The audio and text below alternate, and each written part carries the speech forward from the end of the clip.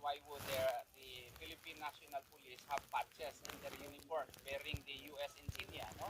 And that requires an explanation also from the Philippine National Police.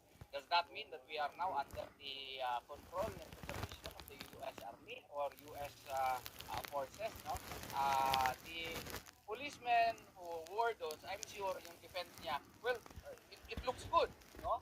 But he perhaps forgot that what he wears reflects his personality and reflects the fact that he is a policeman of this country and he should not have allowed himself to wear a patch of another country.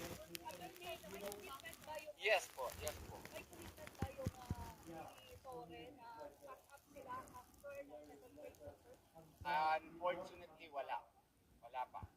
It's an, kaya nga, we have agreed